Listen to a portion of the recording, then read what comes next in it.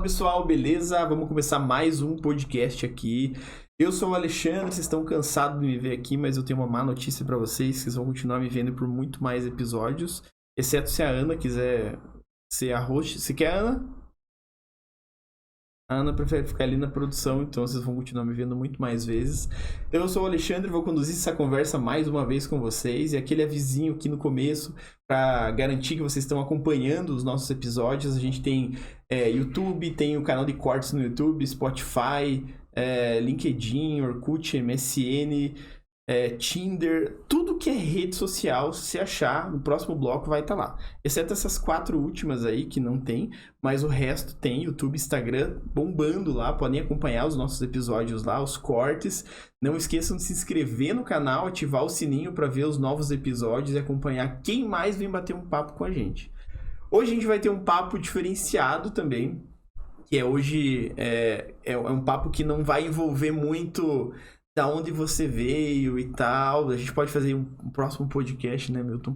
Um próximo podcast para descobrir o teu cerne de arquiteto ali e tal. Mas hoje a gente vai entrar num tema que é muito bacana também, que são as eleições do CAU. E eu tô aqui com o Milton. Obrigado, Milton, por estar participando aí com a gente. Que você representa a Chapa 1, certo? Tem muitos detalhes pra gente falar ali de... Você hoje é atual presidente do CAU e tá concorrendo na Chapa 1 para o novo... É mandato que fala? Então no próximo mandato aí. Mas se você quiser se apresentar e falar um pouco sobre você e tal. Tudo bem, Alexandre? Primeiro, eu agradecer a oportunidade de estar aqui no próximo bloco aqui. Conversando com os ouvintes, é sempre muito bom a gente estar um pouco mais próximo dos arquitetos, contar um pouco sobre a hora que a gente se põe como à disposição para concorrer a um cargo, a gente também tem que dar feedback, entender e representar.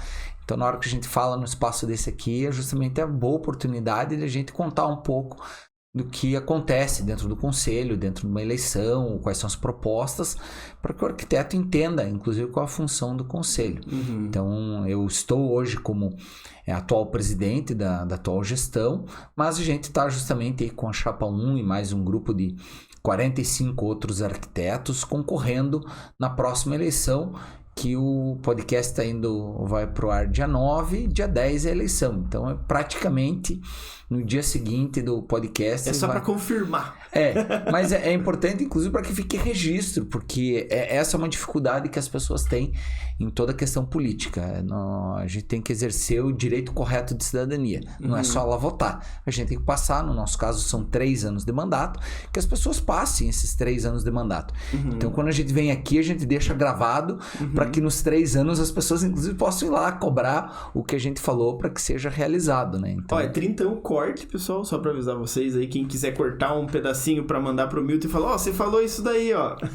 Vocês podem... Não, tô brincando, a gente não vai cobrar por isso, mas isso é o que a gente chama de dar a cara a tapa, né? Então isso é muito legal, porque, tipo, você tá se comprometendo a falar o que você falar aqui e vencendo a Chapa 1 lá, a galera pode cobrar de você e acompanhar as coisas que vão acontecendo, né? Porque o CAU, ele é um órgão bem... eu não sei se pode dizer que ele tem a força, tipo, da OAB e tal, que a OAB é super... Caramba!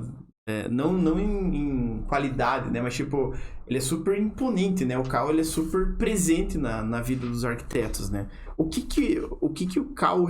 Por que você quis entrar, assim, tipo, na presidência inicialmente, como atual presidente, vamos dizer assim? Eu, na verdade, eu sempre participei de movimento associativista. Eu, quando tinha, sei lá, 12 anos, eu participei de grêmio, do colégio. Eu fui... depois participei de centro acadêmico, representante de turma... todas essas confusão que não dão dinheiro, só dão dor de cabeça. Exatamente.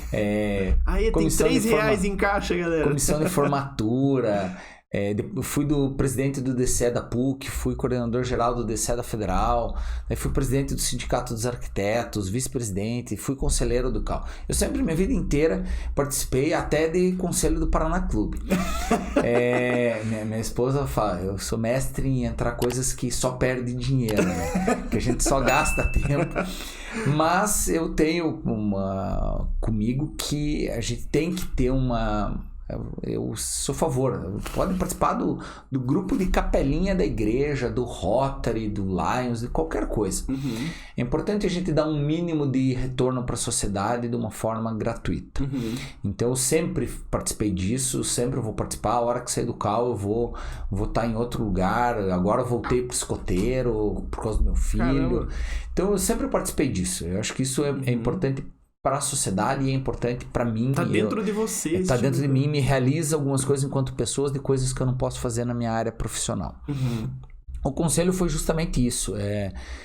Como eu já participei do DCE, eu participei da FENEA, que é a Federação Nacional dos Estudantes de Arquitetura, eu sempre tive uma ligação com a profissão, com esta parte da gestão da profissão, digamos assim, não é do ambiente profissional do arquiteto urbanista, mas dessa questão da luta da categoria.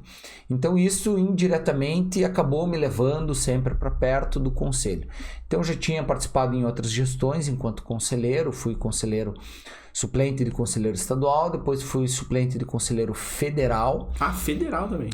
E daí nessa última gestão eu vim justamente com o propósito de a gente veio de uma chapa de oposição, de justamente pegar toda uma bagagem de conhecimento que a gente teve para tentar fazer diferente dentro do conselho, e esta foi a nossa perspectiva de gestão, de fazer algo que a gente acreditava ser importante para o conselho e para a categoria. Então isso acabou me levando para dentro do conselho, e daí por uma experiência que eu tenho tanto de conselho quanto de categoria nas entidades da arquitetura, eu acabei indo para a presidência, e agora a gente vem novamente com um novo grupo renovado, com muita entidade novamente, porque a gente acredita que a representação individual, para vocês terem uma ideia, o CAL hoje está com perto de 15.500 arquitetos ativos que estão em dia com a anuidade. O CAL Paraná. CAL Paraná. A gente está aí no Brasil perto de 230 mil no Brasil inteiro. É muito difícil do conselho chegar lá na pontinha e falar com todos os arquitetos. Então a gente tem que ter camadas de comunicação. Então, para eu ter uma efetividade, a gente entende, por exemplo, que as entidades é uma das formas parceiras. A gente está aqui no programa de vocês, é uma dessas formas. A gente também está... Algumas coisas até dos astecas, a gente ainda usa e-mail, usa site. O famoso. Algumas pessoas não sabem ainda, nunca ouviram falar. Mas sim, a gente tá no Instagram, tá no TikTok, tá no WhatsApp. Eu vou dizer, a gente mais que você, a gente pode até sinal de fumaça. Nós somos arquitetos, se fizer sinal de fumaça, aparece a gente consegue... mas as pessoas têm que querer. E a dificuldade é essa, que normalmente as pessoas não querem porque acham que é assunto chato, né? Pô, vai falar de CAL. As pessoas só lembram do CAL no começo do ano, quando a gente manda o boleto. Daí o pessoal só quer, o CAL novamente me mandando boleto, o CAL me mandando boleto. Daí o cara passa um ano, daí ele bloqueia a gente no Instagram, o cara não manda WhatsApp, não liga, não entra no site. Ele fala, o que o CAL faz? Eu falei, tô tentando te falar tudo que o CAL faz, mas você não quer ouvir. Até sinal de fumaça eu tô mandando. Eu falei, mas você não quer ouvir, eu mando. Vocês mandam lá, que não me interessa. Eu falei, bom, sim, eu tenho que mandar, às vezes, de uma palestra que não te interessa até um aviso de boleto. Daí, quando chega o boleto, você fica bravo e joga pro spam, não vê a palestra. É que é o que a gente tá falando, o que interessa é muito relativo, né? Tipo, tem o que gosta da MC Pipoquinha, tem o que gosta do Padre Fábio de Mello. Não tem como agradar 15.500 pessoas, né? Então, as coisas interessantes que acontecem, joga pra lá no newsletter e vocês sabem, vocês que são na área de comunicação sabem como às vezes as pessoas não querem ouvir. Você tá lá, você fala, mas eu discuto isso lá regularmente. Eu não sabia. Eu falei, mas eu te mandei. Então a gente tem uma dificuldade disso. Então, e essa foi uma das coisas que a gente também se propôs a fazer um pouco diferente. De ampliar a comunicação do conselho, de não ser só aquela comunicação institucional que estava lá, site formal, 0800, e-mail, newsletter. Tipo aquele negócio amarradão, assim, né? Então essa foi uma das coisas que a gente quis mudar, trouxe profissionais da parte de comunicação para tentar humanizar um pouco mais as mídias do conselho, de a gente estar um pouco mais perto, de entregar um pouco de conteúdo claro. Sim, eu tenho que fazer, né? Tenho que lembrar que nós somos uma autarquia federal, então nós temos uma responsabilidade legal, assim como a OAB, mas a gente entende que dentro do que a gente tem de margem, a gente também é possível fazer. Por exemplo, a Prefis de Curitiba lá, que ficou famosa lá na época do Facebook, de poder fazer assuntos, às vezes, sérios, assim, de uma forma descontraída. E a gente também tenta algumas coisas dessa, tentar um pouco mais de cor, não é aquele padrão rígido, o cinza, ofício, vermelho, assim, umas palavras que já assustam, né? Palavra de ordem. Então a gente tem tentado fazer muita coisa nessa gestão que a gente acreditava que a gente pode avançar. Claro que fizemos, mas ainda queremos fazer ainda mais. Por isso que a gente se coloca novamente candidato a uma recondução.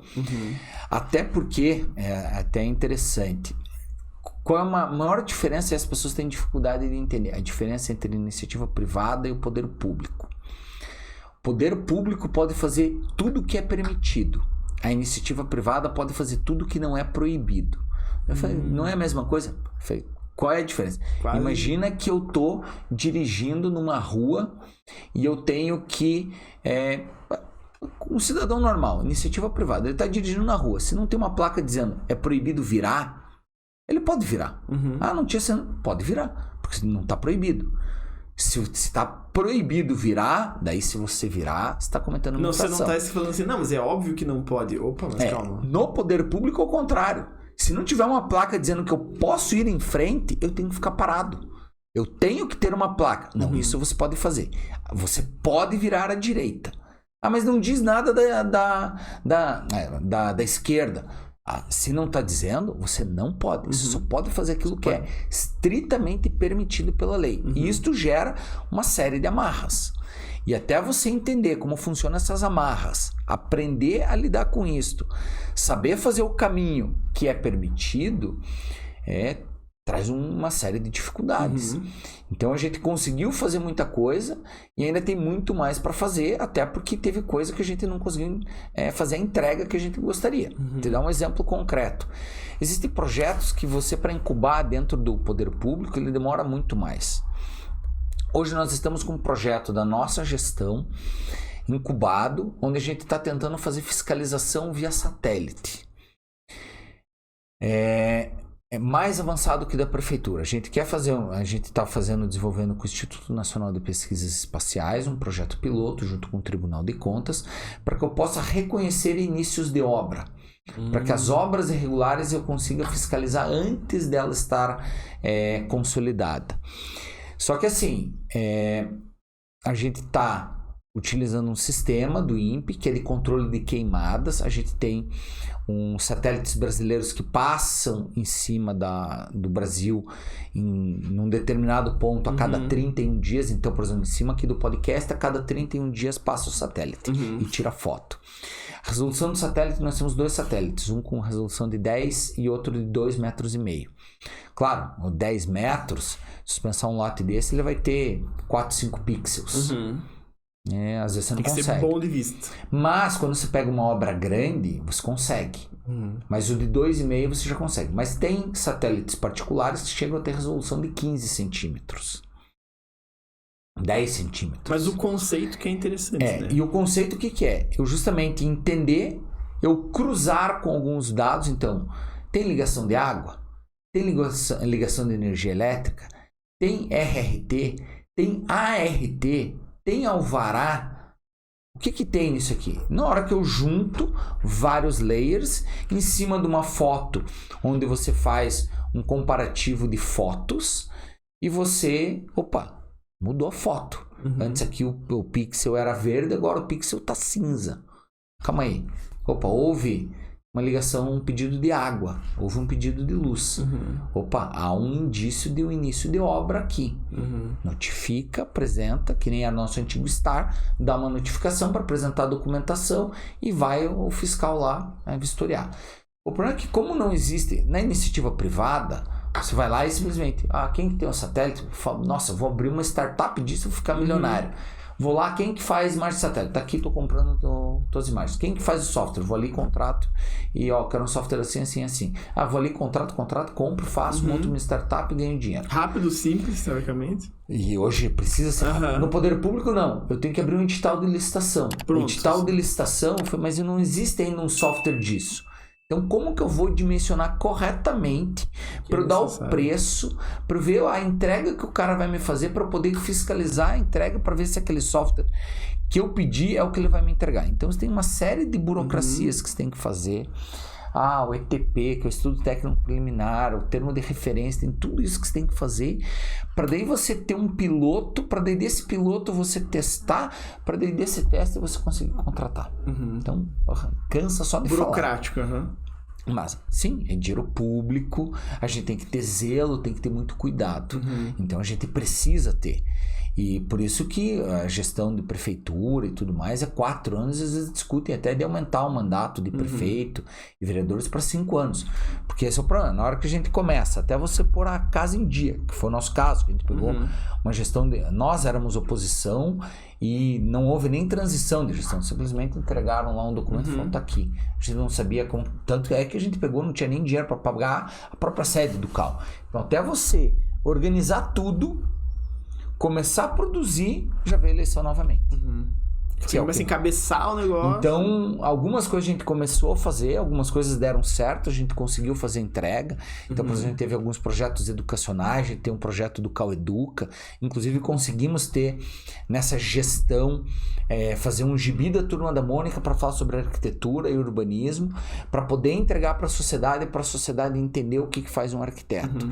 A gente conseguiu fazer, por exemplo, parceria com o Sebrae, a gente conseguiu trazer palestras e fazer evento na Casa Cor. A gente conseguiu várias coisas, mas teve várias que a gente queria ter feito que estão paradas por causa de burocracia. Que não depende de uma pessoa ir lá e falar, nossa, eu não vi isso aqui, desculpa, deixa eu fazer lá. Porque é burocrático mesmo. Eu fico agoniado, porque às vezes eu queria um negócio mais rápido.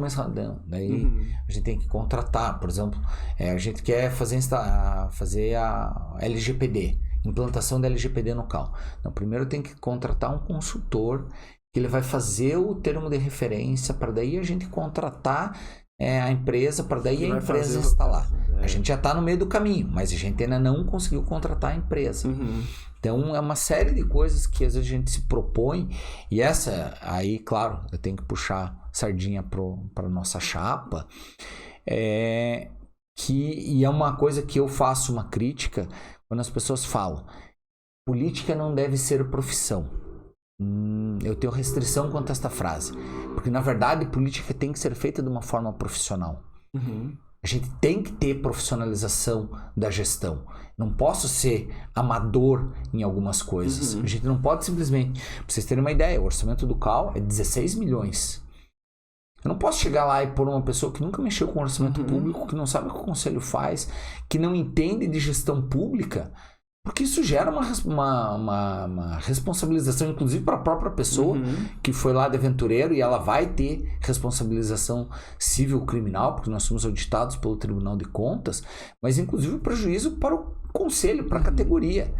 Então a gente precisa, mais do que nunca, que as gestões saibam o que estão fazendo. A gente não tem espaço no mundo hoje para ser aventureiro. Não dá para comprar um carro de 500 mil para cada um e tá tudo certo. E o cara que não tem carteira de motorista vai lá e compra uma Ferrari por 2 milhões, daí bate na primeira curva e daí você perde 2 milhões e fala, pô, mas como isso? E lembrando que é dinheiro público, então tem que ter um mínimo de compromisso com a categoria. Porque é muito transparente, né? Até porque assim, a gente tem um histórico no Brasil, inclusive que a gente fez muitas críticas, de gestões que eram amadoras, sem compromisso, e daí chegava lá a empresa, quebrava Correio, prejuízos que já deu os escândalos da Petrobras, prefeitura quebrada. A gente teve lá 2, 3 anos atrás, prefeitura de Porto Alegre não conseguia pagar salário. Governos inteiros que não estavam conseguindo pôr o salário em dia porque estavam endividados. Por isso tem que manjar dos... Então, assim, sim, o conselho é feito de arquitetos, dos arquitetos, mas não é porque todo mundo constrói uma casa que todo mundo é um bom professor. Não é porque o cara faz uma pesquisa e trabalha com pesquisa que ele é um bom decorador. A gente tem dentro da nossa profissão as capacitações e assim, as pessoas podem se capacitar para isso. A gente está aberto para que as pessoas venham. A gente tem uma obrigatoriedade de reciclagem, mas as pessoas que têm que entrar com compromisso. E é para isso que serve parte da eleição, para que as pessoas vejam, deem a cara a tapa e você analisar, com todo respeito. Não é porque o cara é um bom arquiteto que ele é um bom gestor. Nem todo bom arquiteto é um bom chefe. E a gente tem que aprender. A gente aprende algumas coisas disso na faculdade, às vezes naquele trabalho de grupo. O cara é ruim de pesquisa, mas ele tem uma oratória excelente. E acontece no nosso escritório. Às vezes o cara que é o vendas do escritório nem fica fazendo tanto projeto, mas ele é um ótimo vendedor. E a gente tem que ver essas habilidades nas pessoas. E aproveitando um gancho disso daí, por exemplo, se os arquitetos quiserem sugerir alguma mudança, alguma coisa que eu não sei dizer se é legislação ou se é e tal, eles entram em contato com o CAL e falam, pô, eu queria que lá o símbolo do CAL fosse diferente e tal. Pode. Eles podem ir lá... Dentro de alguns limites. O que acontece? Quando a gente sai do sistema Confea-CREA,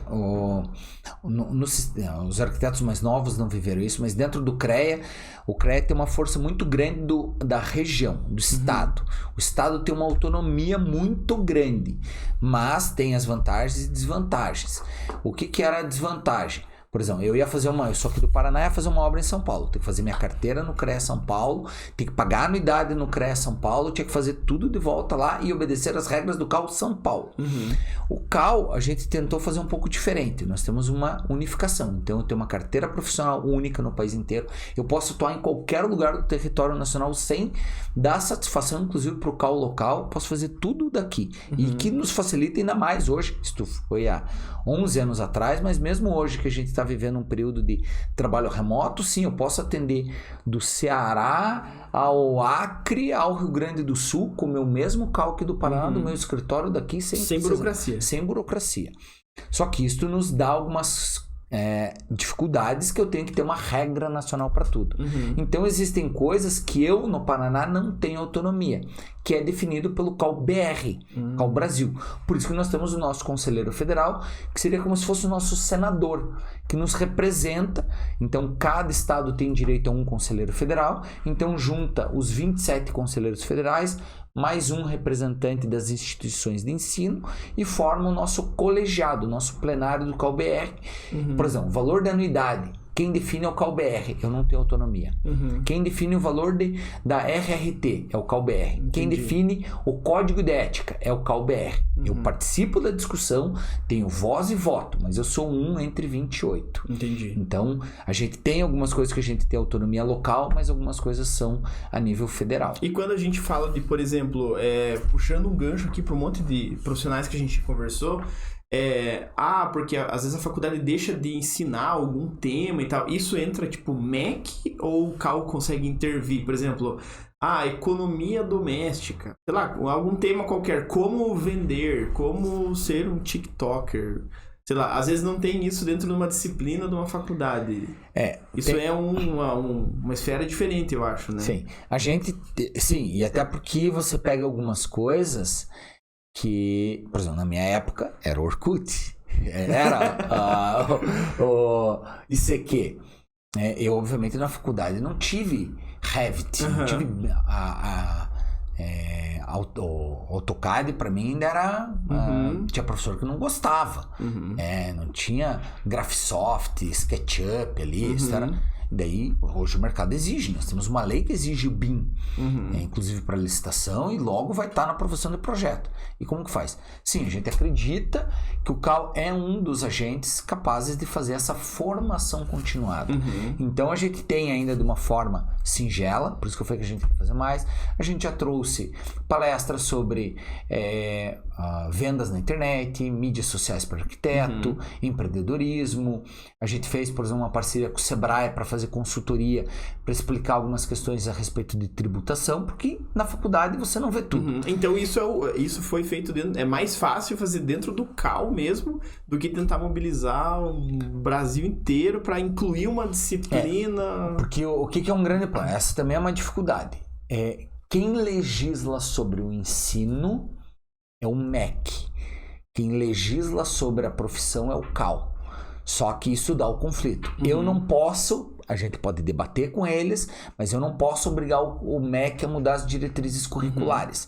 Eu participo do debate, mas a decisão é do MEC. Isso gera dificuldade, porque a gente queria, por exemplo, que algumas coisas que hoje talvez você não tenha. Por exemplo, direito do consumidor. Sim, o arquiteto está sujeito ao direito do consumidor, mas a gente não faz lá, mesmo que seja uma disciplina optativa de direito do consumidor, contrato, direitos legais, legislação trabalhista. Daí você abre teu escritório, a legislação tributária, você abre teu escritório, contrata a gente, você não sabe os direitos trabalhistas do teu funcionário, você não sabe recolher imposto. E a gente tem casos de diversos arquitetos, bem prático, que acho que metade das pessoas que estão escutando a gente já tiveram problema com ISS em prefeitura. Aí eu vou lá, aqui de Curitiba, faço um projeto em São José, abro meu ISS lá em São José, faço minha obra, termino, daí chega, eu tenho que fazer uma obra em Curitiba, continuo minha vida aqui em Curitiba e esqueço de dar baixa de São José. 5 anos depois chega um boleto desse tamanho, com uma multa gigante, bloqueando meus bens, travando minha conta porque eu não dei baixa no meu ISS lá e continuo cobrando 5 anos que eu não paguei. Caramba. Então, e daí, a gente tenta instruir o arquiteto, porque na faculdade, às vezes, ele não vê essa questão. Porque, com todo respeito, a nossa faculdade, apesar de ser 5 anos, é pouco. Porque nós somos uma profissão generalista. Diferente da engenharia que eu tenho. Engenharia civil, tal. Engenharia elétrica, engenharia mecânica, engenharia de automação, engenharia florestal, engenharia agrônoma. Você tem centenas de habilitações de engenharia, e daí você faz um conhecimento específico. O nosso eu faço do design de joias a um plano urbano do estado do Paraná inteiro. Eu circulo em tudo isso e com todas as ramificações. Então, óbvio que não dá tempo de ensinar tudo sobre tudo. Então a gente aprende o mínimo necessário de tudo e é necessário uma complementação. E aproveitando até que você comentou que, por exemplo, fazer um plano para o Paraná. Falando do CAL Paraná, porque a gente tá em Curitiba, aqui é tudo mais fácil, né? Tipo, a informação chega mais fácil, o CAL é aqui, né? Tipo, a base. E o pessoal que tá lá em Paranavaí, sei lá, o pessoal, eles são atendidos pelo CAL também, da mesma forma, né? Tipo, eles vão pagar a anuidade, eles vão ter a carteirinha e tal, que inclusive a carteirinha é super bonita, já vi. Mas eles são atendidos pelo CAL, que são representados, tipo, aqui por Curitiba, vamos dizer assim. Curitiba é só localização, basicamente, mas o CAL é o CAL Paraná. Isso. O CAL, ele tá presente em todas essas... presente no sentido de atendendo todas essas cidades, todos os profissionais ao longo do estado, né? Nós temos hoje 6 regionais, 6 escritórios. Então nós temos Curitiba, Pato Branco, Cascavel, Londrina, Maringá e Guarapuava, que está temporariamente fechado porque a funcionária pediu exoneração. Então a gente tem tentado estar um pouco mais perto, por exemplo, de Paranavaí, para não ter que vir para Curitiba. E normalmente a gente tem feito um projeto que também foi um projeto que a gente desenvolveu na nossa gestão, que a gente copiou, e isto eu não tenho vergonha nenhuma, porque acho que a gente tem que pegar as boas práticas. Então a gente foi ver um projeto de Minas Gerais, que é o projeto Rotas, onde lá eles mandam eles já estão mais avançados, já estão na 3ª temporada deles, né? Então eles fazem o quê? Eles põem na van um fiscal, um atendente e vão direto nos municípios e passam um dia inteiro lá no município. Então a gente também está copiando para uma realidade do Paraná esse projeto. Então a gente tem tentado ir em todas as regionais e nesses grandes centros para fazer isso. E além disso a gente tem inclusive como proposta a ampliação desses escritórios. A gente não consegue fazer um novo escritório em Paranavaí, mas a gente quer fazer, por exemplo, um posto avançado. A ideia é que as cidades que tenham acima de 200 arquitetos ativos, que a gente possa fazer um posto avançado. Por que um posto avançado? O fiscal é o salário mais caro do CAL, porque é um arquiteto. Ele tem uma responsabilidade de fiscalização muito grande, ele que faz os autos de infração, tem toda uma série de questões envolvendo o cargo dele. E a gente vem numa situação a criação do CAL vem numa criação de estado mínimo e com tecnologia. Então, quando o CAL foi criado, ele não foi criado para ser que nem o CREA.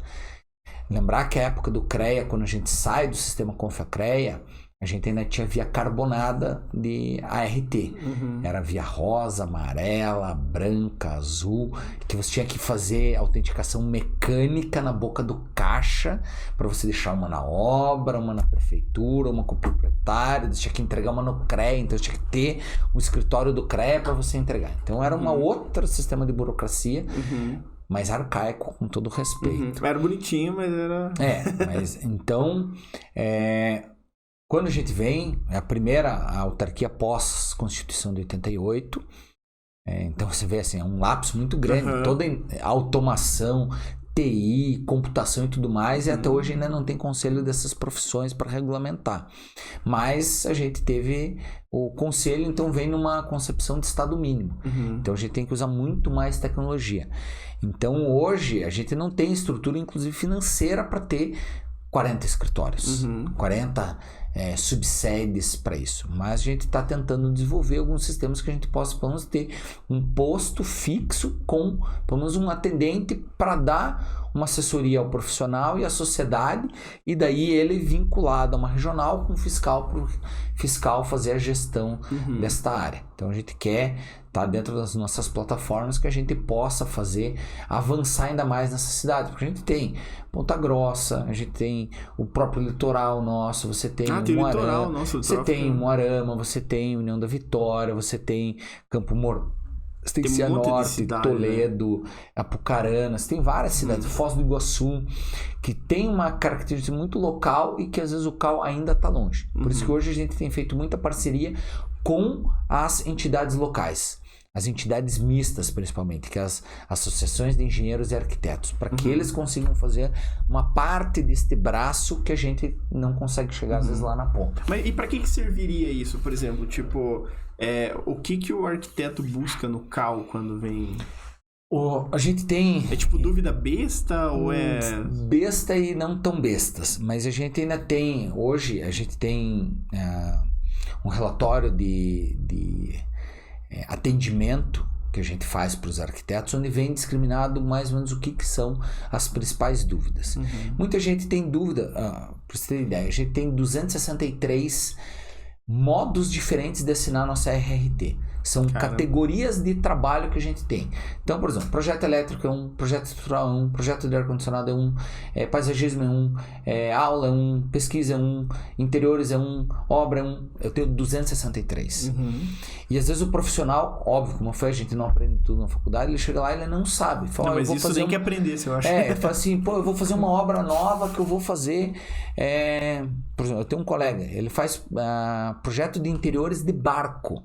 Eu falo, Milton, como que eu preencho uma RRT de barco sendo que eu não tenho endereço físico? Eu ponho o endereço da marina, que está o barco hoje, eu ponho o endereço da casa do dono. E de fato, é uma dúvida que... Como que eu faço isso? Por exemplo, a gente teve um caso único, a gente teve um escritório que fez a base da Antártida. Como que eu ponho o endereço da Antártida? Eu ponho só a posição... Mas não é no Brasil, mas não é um país, é uma área neutra. Como que eu preencho isso daqui? Porque eu quero ter isso no meu acervo pessoal, eu quero fazer minha certidão de atestado técnico desta obra.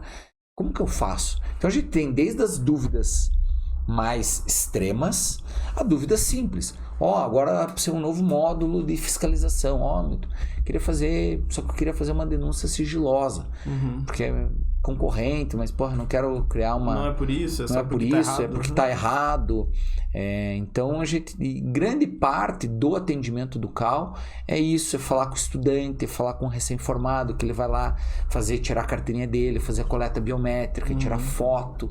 Ele vai lá porque ele não conhece, ele quer saber o que o CAL tem, como que faz, como prende. Então, grande parte do atendimento nosso a gente conseguiria fazer nesse posto avançado. Um atendente lá. Até reduziria a carga de... Então, a gente conseguiria dar um contato mais próximo. Claro, a gente tem projeto de fazer... A gente começou a criar ter um WhatsApp Business, mas a própria contratação de WhatsApp Business, que é o que funciona para autarquia, tem que fazer uma licitação. O nosso é pago, tem que pagar para licença, tem que fazer toda uma questão. Por isso que eu falei da licitação. A gente quer ter a gente já começou a fazer grupos de WhatsApp, agora que são as comunidades, para tentar chegar um pouco mais próximo do arquiteto.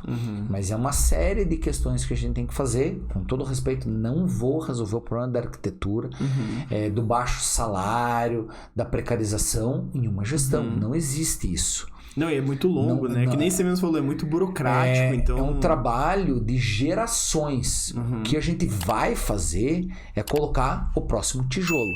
A gente quer pôr o próximo bloco, o próximo tijolo, para que a gente possa, cada um fazendo a sua parte, daqui 20, 30 anos, a gente ter, de fato, a nossa valorização profissional, pagamento justo e correto de honorários, a sociedade entendendo o nosso papel e nos contratando de forma correta, para daí a gente combater o exercício ilegal da profissão e tudo mais. Então, é um processo de longo prazo. Ah, sim, não, é porque são muitas vertentes e é difícil, às vezes, definir prioridade, né? Porque quando você tem, sei lá, 1000 atividades, a não ser que seja, se você não fizer essa aqui, aquele cara vai morrer amanhã.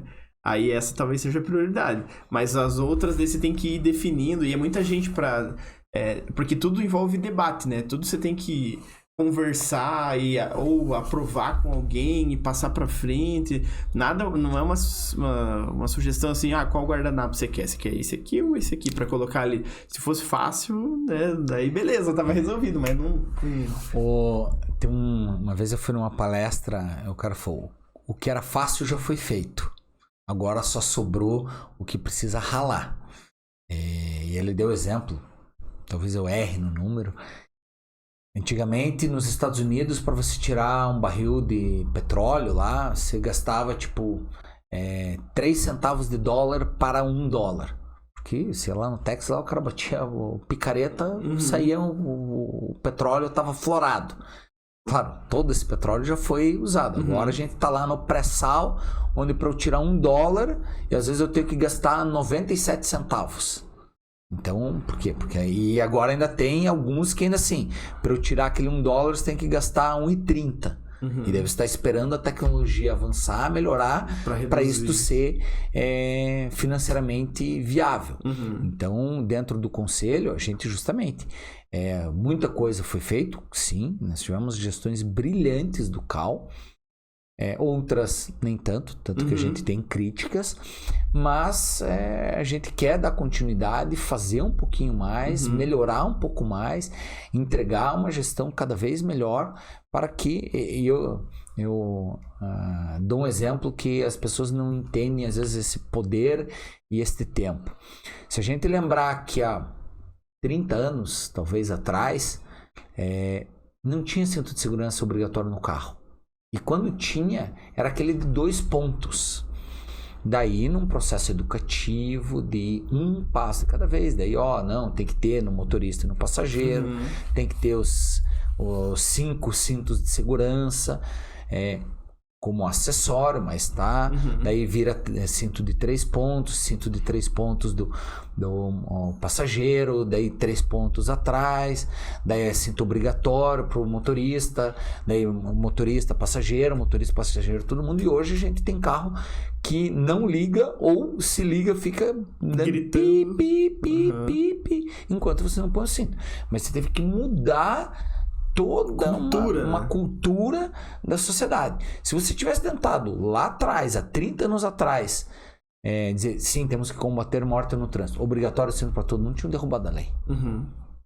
Então teve que fazer um processo transitório, gradual, educativo, vai, campanha, gasta esse dinheiro. Então essa é uma das coisas que a gente tem feito.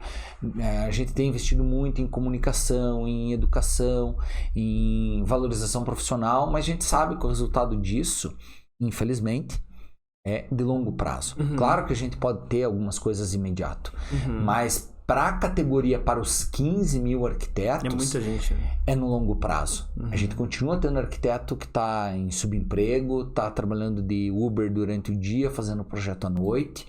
A gente entende essa realidade, a gente quer combater, então a gente faz, como você falou ali, ações que é emergencial, mas não basta a gente ficar a gestão inteira só no emergencial. A gente tem que plantar um pouco de árvore, senão lá na frente tem aquela fábula lá da tâmara, né? Que a tâmara demora 100 anos para dar o fruto. Aí o cara fala, mas por que você vai plantar se você... Nem vai ver. Mas, se eu tô comendo hoje é porque alguém plantou. Então a gente tem que... E se o outro tivesse plantado há 20 anos atrás... só era 80.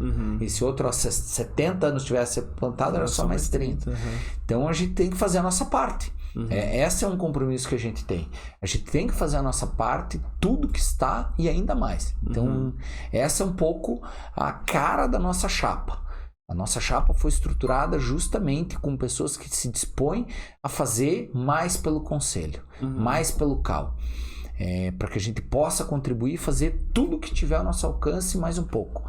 Se tudo vai dar certo, não sei, mas a gente tem que fazer. É difícil, né? Não tem... difícil, se fosse fácil dizer que vai dar certo tudo... É difícil, mas tem que... Por isso que eu falei, a gente tem que juntar experiência, competência, capacitar as pessoas novas que estão entrando para darem continuidade, inclusive, disso, para que vários projetos desses que a gente tem não se acabem.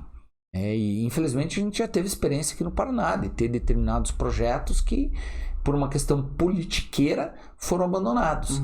Então a gente está fazendo desde projetos de concurso de TFG, fórum de coordenadores, essas visitas às universidades, palestras de ética, esse projeto do Rotas, projetos educacionais. São dezenas de projetos que a gente tem e que têm a sua importância dentro de uma cadeia gigante e que precisam, sim, como a gente tem uma noção muito clara, é que nem software. Não existe hoje se fazer um software e não atualizar ele. Todos os nossos projetos a gente tem que sempre termina um projeto, faz autocrítica. Foi bom ou não foi? O que foi que deu errado? Opa, então pro próximo vamos melhorar. Isso é uma obrigatoriedade que a gente vá sempre reciclando e melhorando os projetos. Mas justamente anda mais um degrau, põe mais um tijolinho, vai mais pra frente, vai, e assim que constrói. Dentro de, por exemplo, você já passou por uma gestão e tal, você já veio com uma bagagem, né? Tipo, não exatamente o que você fazia, né? Que você falou que passou por tudo que é tipo de associação e tal. Para essa segunda gestão, você já vem mais preparado, vacinado, de acordo com o que a galera gosta, do que a galera não gosta, quer e não quer e tal. Tá fresco isso na cabeça, né? Tem algum desses projetos que você falou, que se pode dizer isso ou não, particularmente, tem alguma preferência tua? Assim, putz, eu gosto muito disso, eu acho que tinha que atuar disso. Eu vou dizer que a gente tem um projeto que eu particularmente me apaixonei, que é o Gibi da Turma da Mônica. Porque a gente tem dado aula para crianças e assim, eu vou contar um pouquinho mais para entender. A gente tem o projeto do CAL Educa. É um projeto nacional que ele tem o objetivo de a gente levar um pouco mais de educação urbanística, arquitetônica e ambiental para crianças, para que a gente mude uma geração. Então são desde conceitos que vai, por exemplo, como levar arquitetura e urbanismo para uma aula de matemática. Então tem lá, a gente já tem um projeto disso, sim, para mostrar aquela questão de grupos e números. Um ônibus cabe 50 pessoas, um carro cabe 2 pessoas, uma moto cabe 1 pessoa. Eu preciso deslocar 100 pessoas. O quanto eu preciso de um, o quanto eu preciso de outro. Daí a criança começa a entender. Eu preciso de 2 ônibus, mas eu preciso de 50 carros, 100 motos. Sabendo-se que o ônibus ocupa tantos metros, o carro usa quantos metros e a moto tantos metros quadrados. Quanto de espaço de via eu preciso? Daí vai ver, nossa, o carro de fato é um gerador de congestionamento. Porque eu ponho 2 ônibus e ocupa só um pedacinho. 100 carros não cabe. Então você começa a levar conhecimentos para a criança entender o porquê existe às vezes o congestionamento. que é uma decisão. Então, esse projeto ele é um projeto global que leva dos diversos tipos das crianças se apropriarem do espaço público, entender que o direito ao lazer, o direito a uma rua segura, o direito a um ambiente sustentável, a segurança. Todo mundo sabe algumas coisas como eu falei, do trânsito, mas nem todo mundo sabe algumas coisas a respeito de cidade. O lazer da criança, de ter direito a ter um parquinho. Sim. Então a gente quer ensinar alguns conceitos disso e a gente acabou entrando e você vê assim, as crianças são muito receptivas e são muito puras. E não estão lá querendo discutir se eu quero vender ou se eu vou botar transformar o parquinho num estacionamento ou se eu vou fazer um shopping center. Não, ele entende a importância. Então esse projeto que começou a gente dando aulas nas escolas sobre arquitetura e urbanismo, e a gente foi crescendo o projeto, a ponto hoje a gente teve uma parceria com a Unesco e com o Instituto Maurício de Souza. A gente produziu um gibi que ele é voltado inclusive para distribuição gratuita para as escolas públicas, principalmente. Porque assim, com todo respeito, são as crianças que menos têm acesso à informação, que menos têm acesso a esse tipo de dado.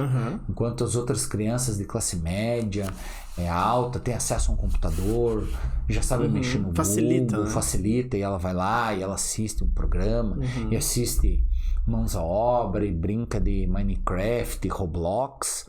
Você tem toda uma população que está renegada. E a arquitetura é para todos, inclusive as pessoas que não têm dinheiro. Assim como a gente tem o SUS, a gente tem uma lei, que é a Lei 11.888, que é a Lei de Assistência Técnica para Habitação de Interesse Social. Porque a gente tem que ter um SUS da arquitetura. Essas pessoas têm direito à qualidade. A gente viu isso, por exemplo, na pandemia, como ficou isso crítico, assim, e saltou os olhos de todo mundo, coisa que a gente já sabia. Na pandemia. Por favor, isolamento. O cara mora numa casa menor que esse estúdio com 8 pessoas. Como que isola? Lave as mãos. O cara não tem banheiro. Nós temos uma realidade no Paraná, inclusive, milhares de casas que não tem banheiro. Não tem banheiro. Daí como que se fala pro cara lavar a mão? Como que se fala pro cara, tem um cômodo da tua casa para descontaminação, onde você vai tirar a tua roupa e pôr outra roupa, para não contaminar a tua casa. Se tiver alguém infectado, isola ela no quarto e não tenha contato. Foi o quarto, a sala, e a cozinha, e o banheiro, e é tudo junto. E essas pessoas têm direito, porque essas pessoas estão morrendo por falta disso. É questão de saúde pública. Então a arquitetura tem que ser para todos. Então esse projeto educacional que a gente está fazendo, a gente consegue alcançar um pouco dessas crianças, alcançar populações que normalmente não consumiam arquitetura. A arquitetura, esse é um erro que lá do passado que a gente tem que corrigir, que a arquitetura era para elite. Que a arquitetura era para o 1% mais rico. Não tem hoje mercado suficiente para isto. Nós temos muito profissional e pouco 1%. A nossa concentração de renda é muito grande no país. Então, um problema que não é um problema do carro, é um problema de sociedade. Então, a gente tem que, e as pessoas têm que entender que o arquiteto está lá para melhorar a casa da pessoa, ele está lá para potencializar a venda de um pequeno comércio, que ele está lá para ter um ambiente mais saudável na casa dele, para não se internar tanto num hospital. Coisas que parecem bobo. Te dou um exemplo simples. Uma casa que não tem uma boa iluminação, uma boa ventilação, acaba tendo muito mofo. E daí essas crianças que estão lá sujeitas a esse mofo têm problema respiratório. Na hora que ela tem problema respiratório, ela acaba faltando aula. Na hora que ela está faltando aula, ela está tendo déficit de aprendizado. Às vezes déficit cognitivo. E daí ela vai estar atrasada, daí ela tem dificuldade na escola, daí ela acaba indo desistindo da escola e às vezes vai para um mercado informal. Porque às vezes o problema era uma casa que tinha uma infiltração, uma casa mal projetada. Então, e às vezes é uma solução, não estou falando de mega soluções, de chega lá, muda tudo agora. Demole a tua casa inteira aí, vamos construir uma casa aqui de R$1 milhão. Não, a gente tem soluções, a gente tem diversos projetos que a gente tem mostrado que é possível fazer intervenções, é possível tratar essas pessoas e melhorar a qualidade de vida delas. Então, Por isso que a gente faz um projeto educacional, inclusive para essas pessoas entenderem que o arquiteto, ele não é um custo de obra, ele é um investimento, porque o arquiteto normalmente reduz custo de obra. Ele otimiza a obra, otimiza os espaços. Às vezes, por um espaço que é desperdiçado lá, o cara faz um banheiro gigante, que não tem a necessidade. E o cara tá gastando mais material, tá gastando acabamento, gastando cano, tubo, elétrico. Só aquele banheiro mal dimensionado, às vezes foi o preço inteiro do projeto. Fazia um bem bolado em tudo. Entendeu? O custo de desperdício de cerâmica. O cara vai lá, compra um porcelanato caríssimo. Daí, porra, o cara não fez um projeto de paginação correto de piso.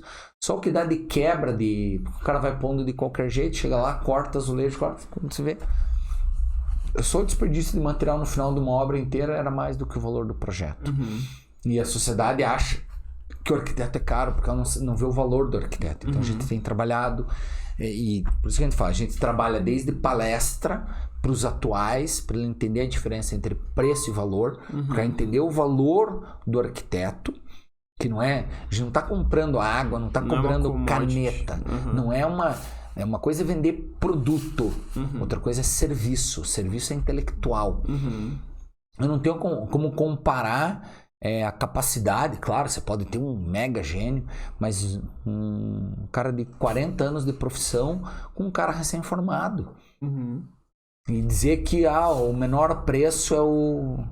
Pô, o cara às vezes ainda tá com um software, com o computador que ganhou do pai, usando a internet de casa, o celular que era da mãe, e não pôs ainda no custo dele, operacional, todo um custo que vai ser inerente à profissão. E daí você dizer, não, vou contratar o menor preço. Eu falo, se perguntar assim, se eu pudesse comprar água no menor preço, eu falo, vou te dar uma sacolinha plástica, não vou nem gastar dinheiro com embalagem. Você não quer o mais barato? Bom, mas vai rasgar. Você não me perguntou se precisava transportar. O requisito era o menor preço. O requisito era o menor preço. Te dei o menor preço. Eu peguei, abri a água da torneira, pus ali, dei um nozinho, tipo sacolé de jogo. Sacolé. Você não queria o menor preço? Mas... Sim, se eu for construir algo só pelo menor preço, não é a melhor qualidade. Não é, com certeza não é. Por isso que é interessante balizar, né, o mercado e mostrar, porque esse processo educacional é igual esse exemplo que você usou de cinto de segurança e tal. Você vai mudando pouco a pouco a cultura das pessoas, né? Não, calma, veja isso. Veja aquilo e tal, analise bem certinho para ver se faz sentido você ter um arquiteto. Você pode achar que não faz sentido ainda, mas veja aqui, veja esse exemplo aqui de quem tem arquiteto. E não é uma imagem de uma família sorrindo assim, né? Temos arquitetos. Tipo, não, ele economizou, porque ao invés de comprar o argamassa AC2, ele comprou a AC3, que era o certo pro piso e economizou. Não precisou devolver lá e tal. Sim, não comprou saco a mais também, né? Não comprou saco a mais, isso. E armazenou certo e foi no timing, porque aquilo lá vence rápido, então ele não já começou comprando isso, então tem N benefícios, né? Só que é difícil de... Não tem como a gente dar uma injeção nas pessoas e... Por isso que eu falei, a gente tem que mudar comportamento. Para mudar comportamento, educação é a maior ferramenta disso. Então, por isso que eu falei, daí eu retomo, por isso que pra gente esse projeto do Cal Educa é tão cativante. Eu sei que isso vai colher fruto, que nem a tâmara, daqui 20, 30 anos. Mas eu tenho certeza que vai dar bons frutos. E tem alguma coisa que normalmente as pessoas falam de qual que é o papel do Cal. Mas tem alguma coisa qual que não é o papel do Cal? Que vocês devem receber algumas solicitações assim? Tá, vamos lá. Essa é uma pergunta bem interessante. Pode responder tranquilo, não manda bala. Qual é a função de conselho profissional? Todos, OAB, medicina, arquitetura, farmácia. Função de conselho é proteger a sociedade. Quem defende o profissional é sindicato. Mas como assim, Milton? Qual é a nossa função primordial? Imagine o seguinte, quando a gente dá o exemplo das outras áreas e mais drásticas, fica mais fácil das pessoas entenderem. Imagine que eu estou saindo aqui do podcast e sofro um acidente de carro e daí vem a ambulância e me leva para o hospital. Estou lá desacordado, quebrou minha perna e tudo mais. Quando eu chego no hospital, eu não chego lá e falo, calma aí, doutor, deixa eu ver, você se formou? O que você fez? Mas você é ortopedista ou você é reumato? Ou você é pediatra? Não. Obviamente, você não faz uma coisa dessa. O cara chega lá, o cara vai operar a tua perna e vai te salvar a tua vida. E você confia que ele vai fazer. Mas como que a gente tem essa sensação de segurança, de confiança? Porque tem um conselho que está fiscalizando a atuação profissional. Na nossa área, eu vou dar um exemplo assim. Quando você vai no shopping, você quando dá o primeiro passo para dentro, você pensa, será que esse prédio vai cair? Será que se pegar fogo eu vou morrer? Ninguém pensa nisso. Você entra com uma sensação de segurança. Esta sensação de segurança é dada pelos conselhos, porque a gente fiscaliza a profissão para que os maus profissionais ou não profissionais sejam extirpados do mercado. Então, o que o Conselho de Medicina fez? Tirou tudo que era, com todo respeito, ao xamã, o curandeiro, ao açougueiro, o cara que fazia cirurgia ali, de tudo que é jeito, e não tinha habilitação profissional. Tem que tirar do mercado para que, quando as pessoas vão ser atendidas, saibam que quem está no mercado sabe o que está fazendo.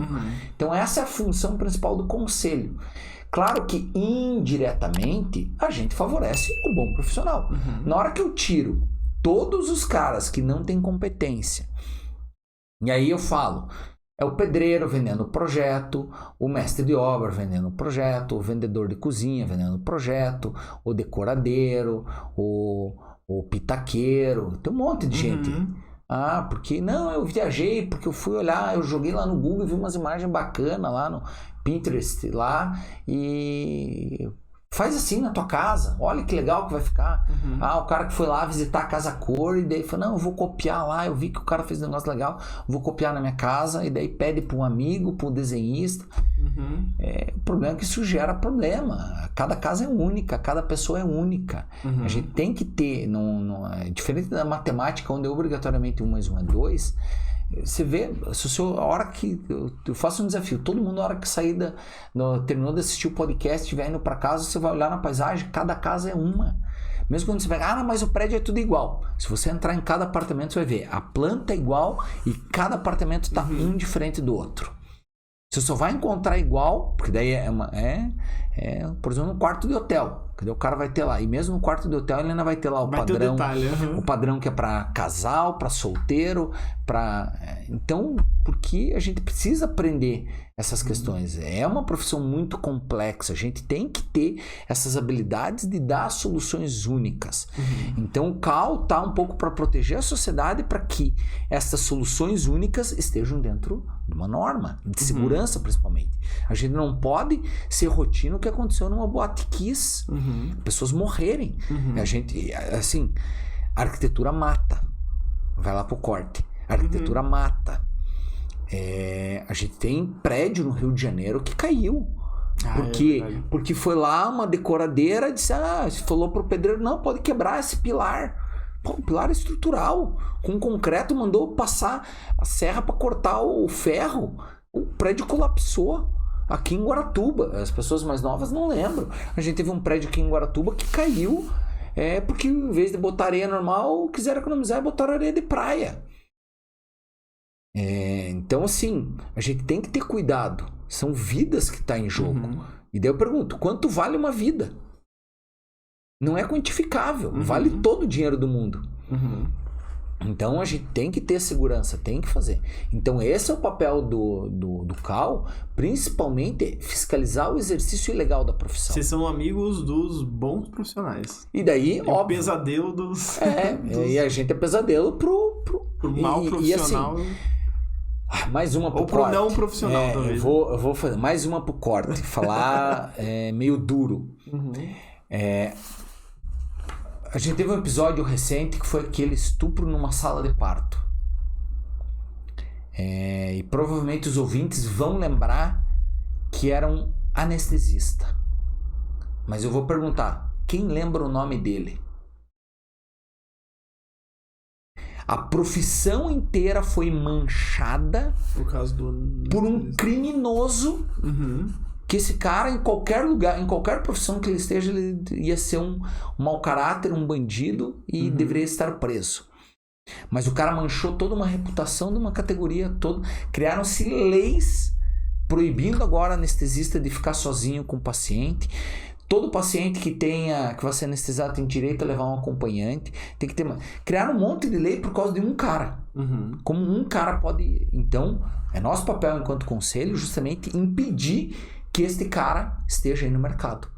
Seja ele profissional ou não. Claro, mais ainda quando não é profissional. Não é, com certeza. Então, o que a gente tem de obra, de pedreiro, que daí o cara vai lá, constrói, né? É o sonho... Eu já fiz 10 dessa. Você deve ter muito disso. Daí, assim, é triste quando você vê assim, às vezes a família juntou o dinheiro de uma vida. Juntou o dinheiro de uma vida. Porque assim, a gente tá falando de construir uma casa, é 100 mil. O cara juntou às vezes 100 mil. Uma vida juntando de trabalho lá, às vezes catando papel, trabalhando em 3 empregos de chapeiro de manhã, daí motoboy fazendo, daí o cara vai lá, dá na mão de um pedreiro e o cara constrói errado e aquela casa nunca vai conseguir ser regularizada. Daí morre o cara, daí tem um problema de herança porque não consegue, porque chegou lá, eu esqueci que tinha recuo obrigatório aqui, que tinha que afastar os 5 metros, eu esqueci que não podia abrir, que a janela para divisa era 1,5 metro, que no outro lá que eu fiz, a vizinha nem reclamou, mas tá de pé a casa, eu falei, sim, mas... E o prejuízo para essa família, às vezes, entendeu? Então, daí o cara esqueceu de fazer a janela do banheiro. Daí o banheiro, daí é tudo úmido, daí fica tudo úmido, essa umidade vem pro quarto, daí gera o problema pro filho. Uma série de coisas. Então a gente tem nossa função enquanto conselho, a gente tem lutado e a nossa gestão, aí eu tenho que, claro, puxar a sardinha. A gente está aumentando quase 30% por ano. Nesses últimos anos, a gente está aumentando quase 30% a quantidade de fiscalização. A gente está cada vez mais indo para a rua, cada vez mais conseguindo fazer fiscalização, acertando, otimizando para conseguir fazer cada vez melhor a fiscalização do conselho. Então, a gente quer continuar nessa escala de... Claro, não vou conseguir aumentar todo ano 30%. Como foi? No começo é sempre mais fácil, mas ainda tem muito ainda para fazer. Para você ter um dado, para a gente não ficar só na opinião do Milton e achismo. O Brasil hoje a gente está com uma média de irregularidades, está lá, entra no site do Cal Brasil, tem a pesquisa da Datafolha completa, com todos os dados estratificados, tudo para quem gosta de pesquisa, está lá. 82% da população, a última, não consome nem arquitetura nem engenharia. Não tem responsável técnico na obra. Esta é a média nacional. Desde a churrasqueira, a casinha do cachorro, a cobertura do triplex lá, do prédio, tem de tudo. De irregularidade.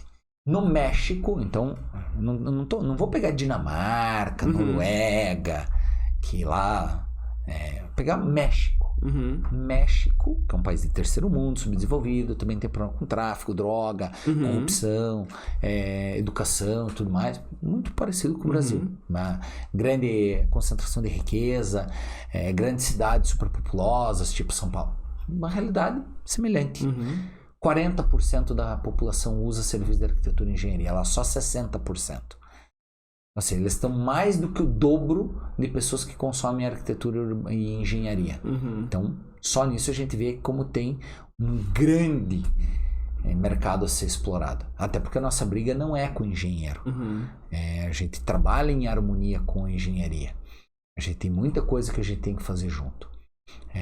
Então, a gente primeiro tem que brigar com esses 82%. E é interessante para o pessoal entender que, tipo, essa questão de fiscalização, dependendo... da forma que a pessoa ouve, parece que é simplesmente para sacanear as pessoas. Não, eu vou fiscalizar. É só fazer os mesmos comparativos que você estava fazendo. Com o médico. Pô, não é bom se aparecesse um fiscal lá do CRM e ver se o médico é um médico mesmo, se tá tudo certo, se o diploma dele é válido, se ele fez a faculdade mesmo. É super importante, porque você vai estar lá, sai um agente do Conselho de Medicina e você... tranquilo. Então, se o cara passou no crivo, quer dizer que ele cumpriu todas as regras definidas ali e tá pronto para me operar, me atender, qualquer coisa. Na arquitetura, a mesma coisa, né? O conselho vai estar lá. Se você fez alguma coisa de errada, você talvez tenha que pedir uma ajudinha aqui, fazer algum detalhe, mas você tem as regras que você tem que seguir e ponto final, né? Senão, não entre na profissão, basicamente, né? Claro, pode ter. Assim, o que não dá é assim, a gente vai lá porque eu tenho que fazer um tratamento de implante de cabelo, eu vou no médico e saio com uma perna amputada. Tem uma coisa errada. E pode acontecer isso na arquitetura. Pode. Eu já peguei um cliente que aconteceu, ele quase entrou numa furada, porque ele queria fazer um barracão, ele comprou um terreno, um terreno limpo. Daí, primeiro, e daí por isso que a gente fala que é processo educativo. Primeiro ele comprou o terreno, depois ele foi contratar um profissional, né? Daí quando ele me chamou, eu falei, bom, deixa eu dar uma olhada no teu terreno. Eu falei, pá, isso aqui era um bosque cadastrado o teu terreno. Não, mas o cara disse que só tinha umas 4, 5 árvores. Eu falei, opa, eu fui pegar a foto. Eu falei, não, isso aqui era um maciço. Eu falei, bicho, ó, se você ficar com os terrenos, você vai ser responsabilizado por crime ambiental. Não, é por crime. Porque o crime ambiental, ele fica pro proprietário. Fala, se fosse você, ou devolve o terreno pro cara, aproveita que você comprou faz pouco tempo, não terminou de pagar, ou entra na justiça contra o cara. Porque senão você vai sofrer vai vir o meio ambiente, vai te penalizar, vai embargar teu terreno, vai mandar você recompor, você vai ainda pagar todo o crime ambiental, que é inafiançável, inclusive, por uma coisa que não foi você que fez. Então, cuidado, que você comprou uma coisa e você foi lá fazer o tratamento de cabelo, que era fazer teu barracão, e de repente você saiu de lá preso por crime ambiental. Então, a gente parece brincadeira, mas acontece. Acontece de verdade, às vezes numa ingenuidade, mas e infelizmente no Brasil isso é crime. A gente não pode alegar, eu não sabia. É tua obrigação saber a lei. Mas eu não sabia que mudou o Código Florestal. O crime continua sendo igual, você vai julgado como se soubesse. Faz parte. Então, por isso que a gente tem que ter muita responsabilidade com a profissão. A gente tem que ter muita responsabilidade com a autarquia. E é isso que a gente vem justamente se colocar por ter a experiência, por ter feito um bom trabalho e poder ainda fazer mais. Então, a gente entende que a gente vai conseguir entregar muito mais. Se na primeira a gente ficou aprendendo como bater massa, agora eu já sei, a massa já está pronta e agora eu já vou botar um monte de tijolo de uma vez. Não vai precisar outro entrar para aprender a bater massa para daí assentar o tijolo. E para a gente ir finalizando, você quer aproveitar e falar um pouco de por que a galera é interessante, os arquitetos olharem as propostas da Chapa 1 e realmente fazer o jabá aí pra... Porque isso eu acho interessante. O pessoal que acompanha a gente aí, vê a gente trouxe a Chapa 3, agora conversando com a Chapa 1, porque é muito interessante a gente debater essas ideias e ver o que é interessante, o que não é interessante. Cada um tem seu próprio julgamento aí, mas eu acho que é interessante você falar da Chapa 1 mesmo, o que vocês têm planejado, o que vocês não têm planejado... Se planeja mudar a carteirinha ou não, porque eu acho que aí ganham bastante voto. Bora lá. Primeira coisa que é importante, o voto é obrigatório. Então... Isso é uma coisa que eu achei muito interessante, o voto obrigatório. Porque eu não sei se os 15.500 arquitetos sabem que o voto é obrigatório. Será que... Em algum e-mail foi. Em vários e-mails foram, tá lá no site, tá lá no Instagram, o voto é obrigatório, dia 10. Pelo gov.br. Gov.br. Então, vou dar uma dica. Esta, pode ir pro corte lá. Você sabia que quem faz o cadastro no gov.br ganha assinatura digital gratuita? Aquele certificado A3 que normalmente as pessoas compram, você paga lá 100, 150 reais por ano, você tem gratuito no governo. Caramba. Hoje, cada vez mais você faz assinatura, por exemplo, procuração, você vai vender teu carro, vai... Pra tudo, mexeu em contrato. Mexeu em contrato, condomínio do prédio, assinar a ata de condomínio. Hoje, a assinatura digital já é uma realidade. E para nós, arquitetos, por exemplo, Prefeitura de Curitiba, todo mundo tem que fazer via assinatura digital. Hoje é obrigatório. Em vez de você ficar pagando certificado todo ano, indo lá e renovando, se você fizer teu cadastro no gov.br, você consegue assinar qualquer documento. Caramba. Então, primeira coisa, fica a dica, vai lá no site, mesmo que não seja, eu não odeio o CAL e não quero nem votar, só vou votar porque é obrigatório. Tá bom, pense que pelo menos tem um benefício que você economizou 150 reais aí nesse ano e todos os anos. E a encheção de saco também, porque certificado, nada contra certificadores digitais aí, mas é um processo chato fazer. Então, assim, vai lá no site gov.br, faz teu cadastro. Na eleição vai estar disponível um link específico que vai dar direto para a plataforma. É um sistema totalmente seguro, é feito pelo TRE, o processo eleitoral. Pode confiar, não tem problema nenhum. Então, o primeiro voto é obrigatório. Então, todo mundo, dia 10 de outubro, não esqueça, amanhã, vote Chapa 1. Chapa 1. Vote Chapa 1. Vai estar lá Chapa 1 mesmo? Chapa 1. Apesar de a gente usar o nome Somos Mais Cal, na cédula lá, que não é cédula, na telinha. Né? A cédula é coisa dos astecas, né? Mas na telinha vai estar lá Chapa 1, Chapa 2, Chapa 3. Então, vote Chapa 1. Nossa, uma chapa é a chapa mais plural. Por exemplo, são 22 conselheiros titulares, mais um conselheiro titular de federal. Nós temos representação de 23 cidades diferentes. Praticamente cada candidato é uma cidade diferente que a gente está. Então a gente quis buscar isso, essa é uma premissa da nossa gestão, essa diversidade, a representatividade. Então nós temos desde... existe um sistema de cotas lá, inclusive nós temos pessoas com PCD, nós temos pessoas pardas, negras e indígenas, nós temos pessoas do interior, nós temos mulheres, aliás, a maioria dos nossos são mulheres, nós temos pessoas recém-formados, nós temos pessoas mais antigas, nós temos pessoas que trabalham na gestão pública, então nós temos desde presidente do Instituto de Planejamento de Londrina e a presidente do Instituto de Planejamento de Maringá, como pessoas que são coordenadores de cursos de faculdades, então nós temos coordenador de curso da Federal do Paraná, nós temos coordenador de curso da Campo Real de Guarapuava, então nós temos todos os principais espectros da nossa profissão. Para quê? Para que essas pessoas possam contribuir na gestão do CAL, para que a gente faça políticas mais assertivas, para que a gente tenha um entendimento cada vez mais apurado de como que é lá na ponta. É justamente entender como que em Irati está o arquiteto. E eu vou te dar um exemplo bem concreto disso. Em Curitiba a gente já está com aprovação digital. Temos que discutir BIM, temos que discutir BIM. Nós temos prefeituras que ainda não estão nem no processo digital. Que mal e porcamente tem um computador, não tem base georreferenciada. Não tem isto ali ainda documentado. Então, essas pessoas, como que eu vou exigir BIM do cara que se a prefeitura não tem ainda... Não tem o básico feito. A planta genérica ali, digital, compatibilizada, georreferenciada. Então, a gente tem que entender o problema lá na ponta. A gente tem, infelizmente, no Paraná, inclusive, realidade. Apesar de nós sermos um dos grandes estados do Brasil, bolsões com um raio de quase 100 km sem arquiteto.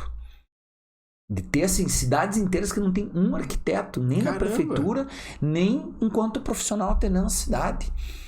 Então a gente tem que entender essa realidade para, na hora que a gente faz uma política, a gente conseguir contemplar todos, para ser justo.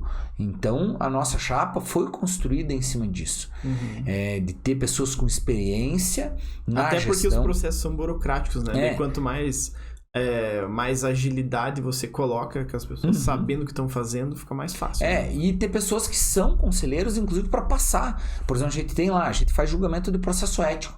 Existem tabelas de dosimetria para entender o quanto que é o valor da penalidade que aquele profissional vai ter ou que aquele não profissional vai ter.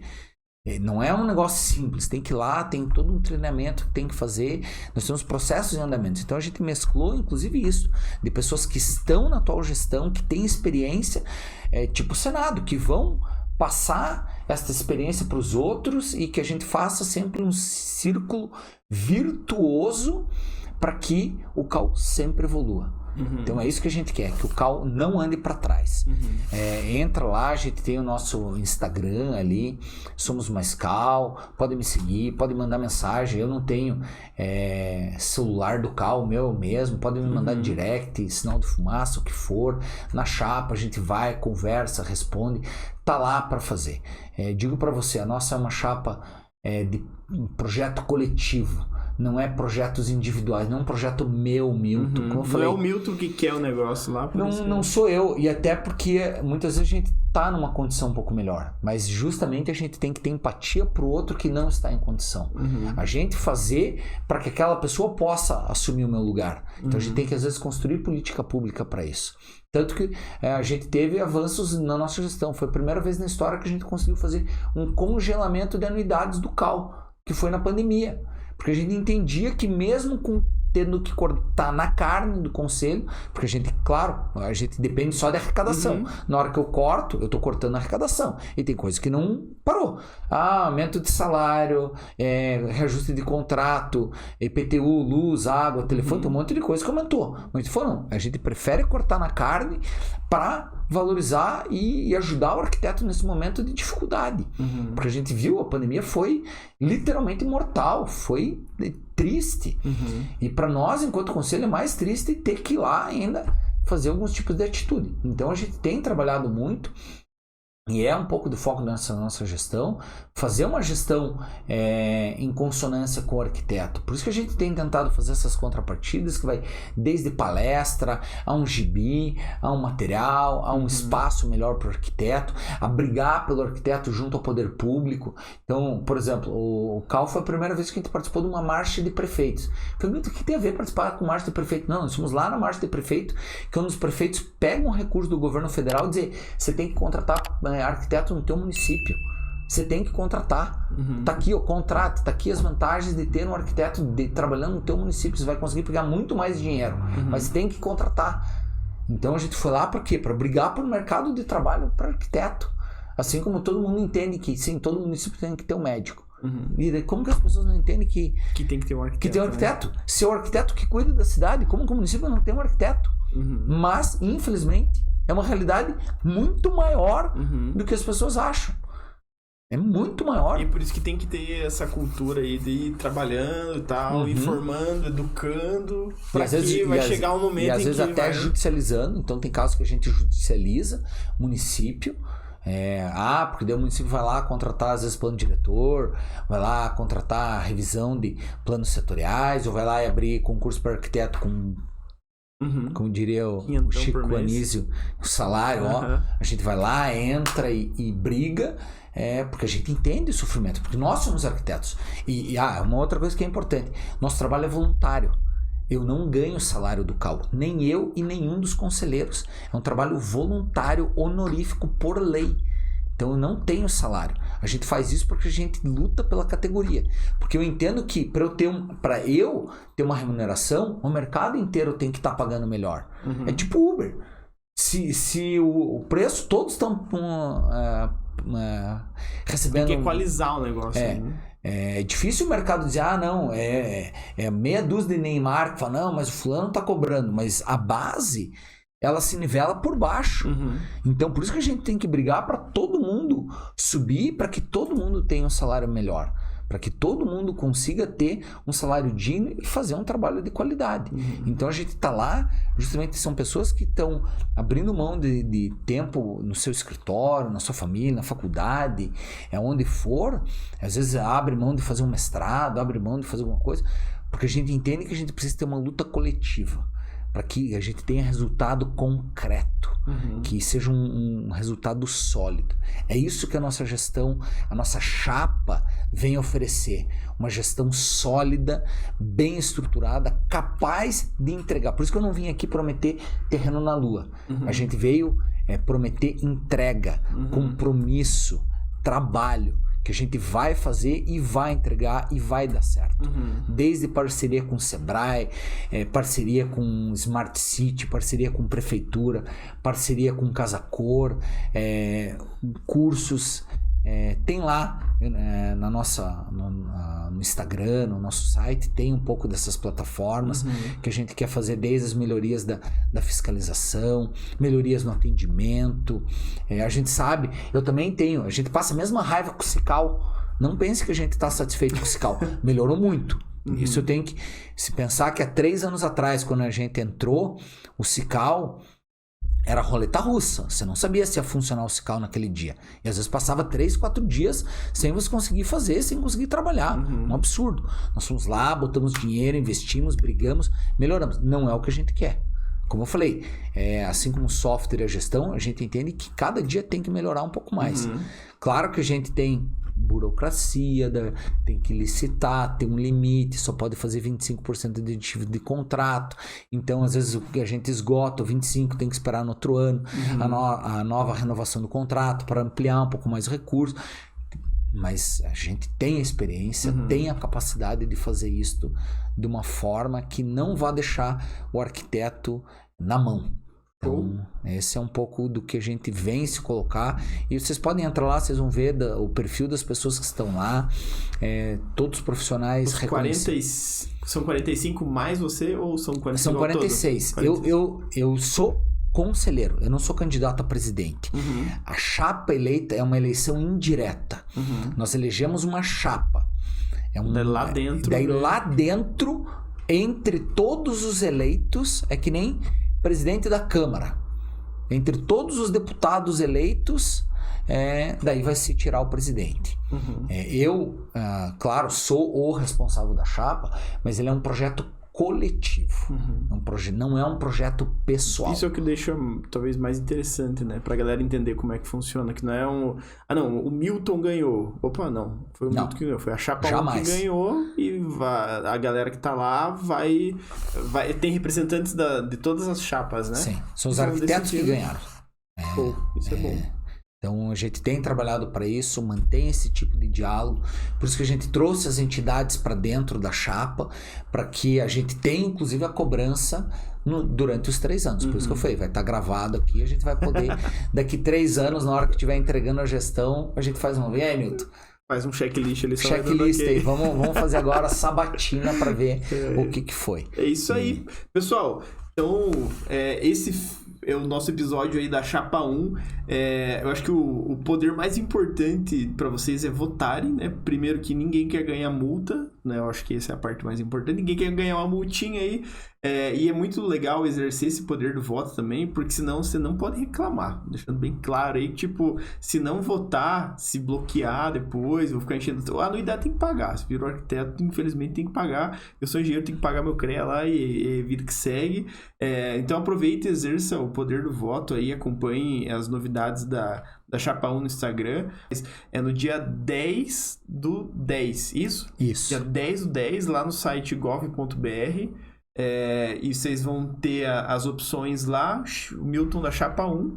E aproveitando, né, esse puxão aí para vocês aproveitarem e votarem, tem essa questão do certificado digital, que é super legal também, tá lá, mas exerçam esse poder do voto aí, os arquitetos que tem o CAL, tem que ter o CAL, acho que tem que estar certinho o CAL, né? Ativo. Tem que estar CAL ativo. Mesmo quem tá inadimplente lá consegue pode votar. Então, se você tá inadimplente, pode votar também, pode ficar tranquilo. Mas é isso aí, pessoal. A gente fica por aqui. Obrigado por quem acompanhou a gente até o final. As novidades, as novidades do próximo bloco vocês acompanham no nosso Instagram. E as propostas e todas as variações aí da Chapa 1, vocês podem acompanhar no Instagram da Chapa 1, que é Somos Mais Cal, isso? Isso. Somos Mais Cal. Então a gente fica por aqui. Até a próxima. Tchau, tchau.